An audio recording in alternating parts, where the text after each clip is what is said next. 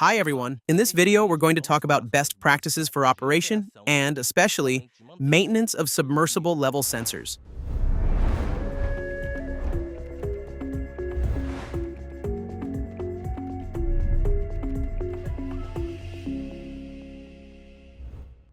Many people focus only on installation, but maintenance is what ensures everything works properly. In many places, a trench is dug, a pipe is placed inside it, and the sensor goes down at the bottom of the river. Up to that point, all good.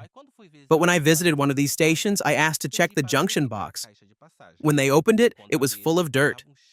And when the sensor needs to be replaced, the answer I got was that they'd have to redo everything. Here we have an example of what not to do. The trench for placing the sensor was not made, and it was just covered with soil. We also have another don't do this example where the cable is exposed to the weather. A junction box could have been installed at the base of the pole with all wiring embedded inside.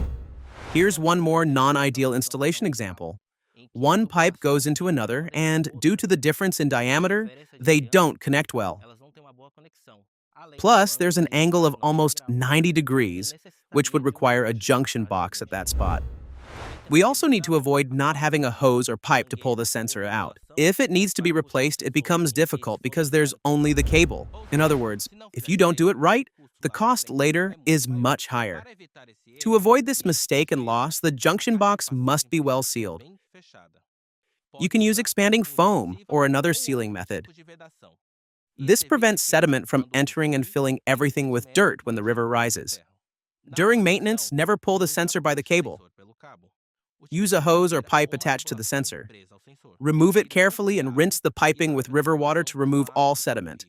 After that, clean the sensor and test it in a bucket with 20 centimeters, approximately 8 inches of water. Then add 10 centimeters, approximately 4 inches, of water to check the reading variation and ensure it's working correctly. So, never pull this sensor by the cable as you can damage the wiring. You must use some kind of hose or pipe for that. Here we have the submersible sensor and our bucket with approximately 20 centimeters of water. We lower the submersible sensor to 20 centimeters to take the reading. Then we add about 10 centimeters of water to take a new reading. And with that, we check if the variation is only in the reading, confirming proper operation. Only then should you put the sensor back in place, adjust the offset, close the junction box properly, and that's it. It may seem simple, but this maintenance is what ensures the collected data is reliable. Some people think this service isn't necessary, but it's actually the most important of all.